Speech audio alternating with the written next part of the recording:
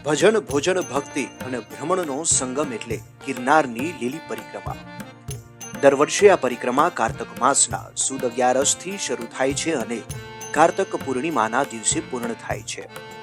આ વર્ષે 12મી નવેમ્બરથી શરૂ થનારી પરિક્રમા 15 નવેમ્બર સુધી ચાલશે અને ગુજરાત સહિત દેશભરમાંથી લાખો શ્રદ્ધાળુઓ ગિરનારની પરિક્રમા કરી પુણ્યનું ભાથું બાંધશે। વન વિભાગે પરિક્રમા માર્ગ ઉપર 77 જેટલા અન્નક્ષેત્રોને મંજૂરી આપી છે, જેને લઈને યાત્રિકોની સેવા માટે અન્નક્ષેત્રો ધમધમતા થયા છે। આ લીલી પરિક્રમામાં અંદાજિત 4 લાખ લોકો હરિહરનો પ્રસાદ ગ્રહણ કરશે। ચાલો સાંભળીએ અમરેલીના રમણીકભાઈને કે જેઓ વર્ષોથી યાત્રીઓને જમાડવાની સેવા કરે છે। હું અમરેલીથી આવું છું, રમણીકભાઈ મારું। અમે પણ અહીંયા અમારા જે આ શયન ક્ષેત્ર હાલે છે એમાં ઘણા વખતથી સેવા હું અને મારા મિસિસ અને વનિતાબેનને બધા સેવા આપીએ છીએ। શક્ય ત્યાં સુધી બધાને જમવાનું મળે એવા પ્રયત્નો કરીએ અને 24 કલાક અમારી સેવાઓ ચાલુ છે, જેનો લાભ લેવા દરેક પ્રવાસીઓને આવવા અમારી વિનંતી।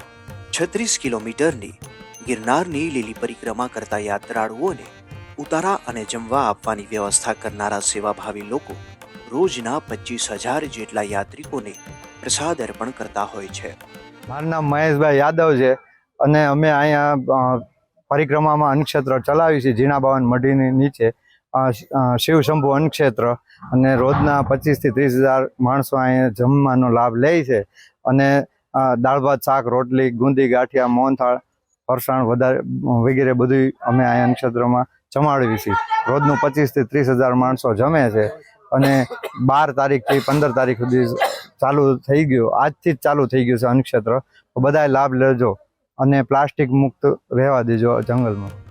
મુંબઈ સમાચાર સાથે વાત કરતા એક યાત્રીએ ગિરનારની આ લીલી પરિક્રમાનો મહિમા પણ જણાવ્યો અને પર્યાવરણને લઈને એક સંદેશો પણ આપ્યો।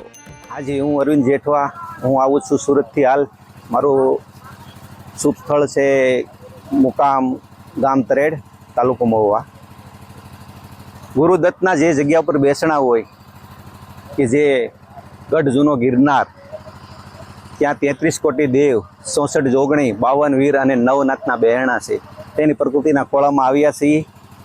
તો તમામ ભાવિક ભક્તોને પધારવા માટે ગિરનાર મહારાજ આપણને આદેશ કરે છે, પધારો એમના ખોળામાં, પ્રકૃતિના ખોળામાં પધારો અને આનંદ લો। કારણ કે અહીંયા ભગવાન શ્રી કૃષ્ણએ 5250 વર્ષ પહેલાં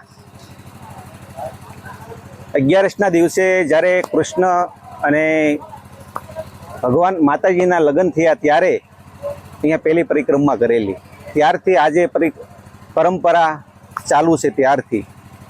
તો દરેક ભાવિક ભક્તો પધારો જૂનાગઢ ગિરનારના ખોળામાં, મા ભગવતીના ખોળામાં, પ્રકૃતિના ખોળામાં, અને સૌ પધારો અને આનંદ લ્યો।